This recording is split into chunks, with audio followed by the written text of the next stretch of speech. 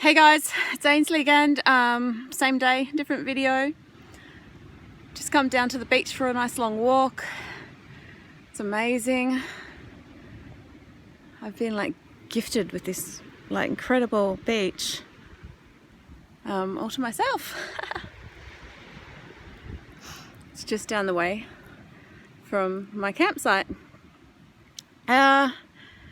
I wanted to jump on quickly again just to just share this message. You know, when you get sick, oftentimes CFS, MCS, all these things can come on quite suddenly, and it's like it really just pulls the rug out from under your feet, and life changes almost in an instant for a lot of people, although sometimes there's been a build up to it. But you know, you were getting along seemingly okay, and then all of a sudden you can't function, and that puts you in a huge state of stress.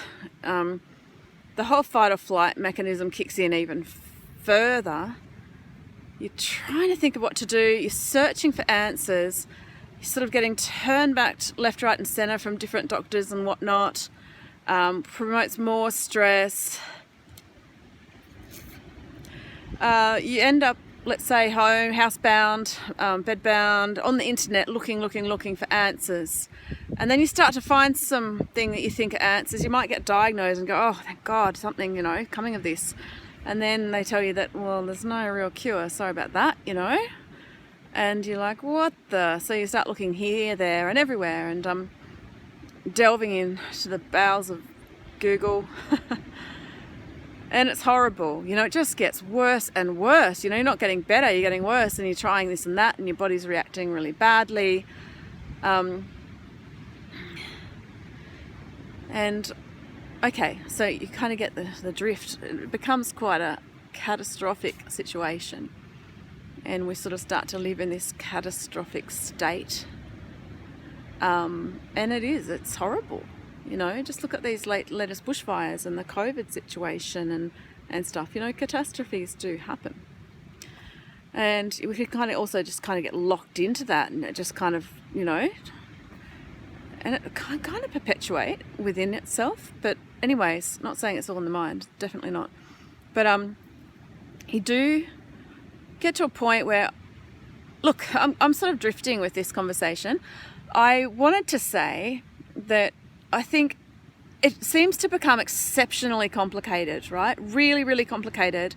And one of the things I'm trying to do is create simple solutions, like demystify it, simplify it, and find simple little strategies that you can do to kind of make those shifts, to kind of untangle it. Imagine it's like a big ball of string, a massive ball of string that's like, it's knotted up somehow, right? And you're pulling at it here, there and everywhere, and you can't seem to get that, get it to start to untangle and whatnot. But once you start to be a bit more patient, okay, this is going to take a little while, better start to apply a bit of patience and be a little bit more gentle and strategic, and just try to edge that out and this and that, tease that bit out and whatnot. And gradually you sort of start to find, got a loose bit here, starting to get some traction, and you start to unravel the ball of string, and how it just starts to become easier. If you've ever unraveled a ball of string before, I think you get the drift. But it comes a bit easier, and then, oh wow, you get on a roll for a while. You might find a bit of knotty bit again. You got to work through that again and stuff. But then if you can kind of hone in, okay, I've done this before, just tease it out, work through, we'll find the answers. I'm just using this as a bit of a metaphor in case it has a penny drop moment for you. And then another thing, trying to explain the CFS thing, I just felt like my whole system was in a jam, right? It was jammed. My bowel wasn't working, my liver was extremely congested, wasn't detoxifying, couldn't digest, and everything had just kind of come to this this halt. You were still kind of just there. It wasn't enjoyable, but you're still alive. it's come to a halt. So like the string thing, not the string theory, that's a different story. So just if you think of it like, okay, the body's just, it's jammed up, right? How can I take the pressure off?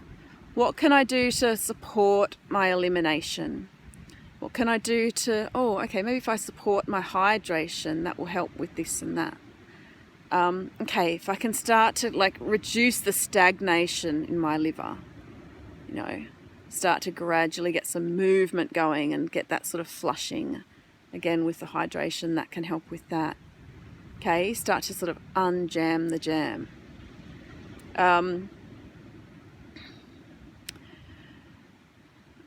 I've got this amazing herbal tea. I get it made up from Mullumbimby herbals.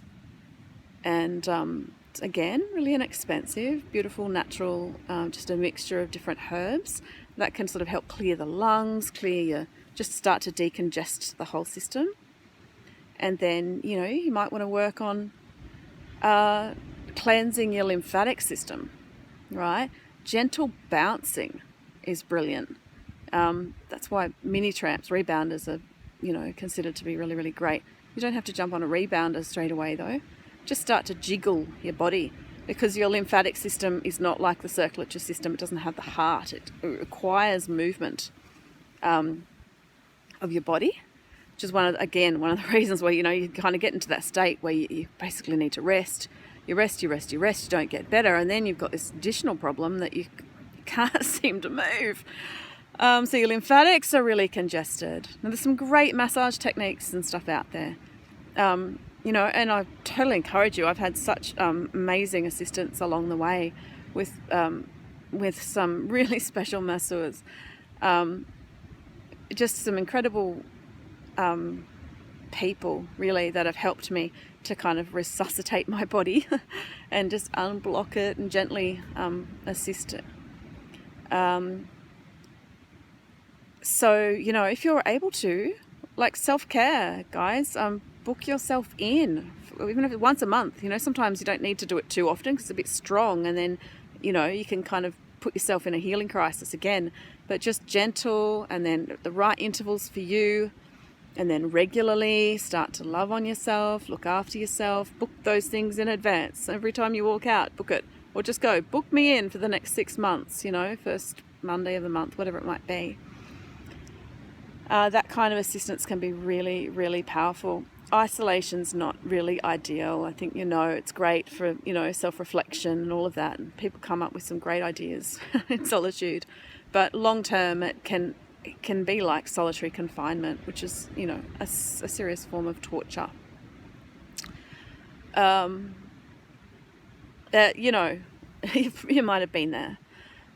So, yeah, just gently, just think to yourself, what's my body wanting, or what seems to be the weakest link here, that I could work on, or what's my area of strength. And how can I kind of leverage that to kind of support another area of my health? So, gentle restorative movement, hydration, that jiggling. And then after a while, guys, you'll start wanting to be doing like calf raises and mini tramps and just jumping like those people, the Maasai warriors or whoever they are, the Amazonians, I'm not sure, sorry, ignorance. But just that bouncing movement, and then before you know it, you're like, whoa, I can dance. So yeah, you can really get some good momentum on this. Don't think that this has to take forever, or that you're stuck, or that you're stuffed. This doesn't have to take over your life. Just get control. Put CFS in the back seat right now. Belt it up. Put its seatbelt on. Get yourself back behind the driving wheel. If CFS has been driving your life, just switch do a magician trick on it. Get in the front seat, get in the driver's seat, put it in the back seat, tell it to be quiet. It might be a part of your life, but it doesn't have to control your life. All right? Work on teasing out those edges, working out, finding out how you're going to gently unravel this thing. Support your systems, you know, here, there, listen to your body. Trust yourself. Start to trust yourself again. You know, trust in the process of healing. Trust in your body's ability to heal. Trust in the innate nature of healing. Trust in nature. I mean, look at this. You know, it's just doing its thing. Like all by itself, even. So, yeah, that's it. Just going to leave you with that. I hope that something just jumps out at you and you get just that little thing, this little gem, and you go, oh yeah, awesome. That's what I'll do next. Okay? All right. Rock on, warriors. You're going to get this. You've got it. You've got this. Okay? Take care. Bye.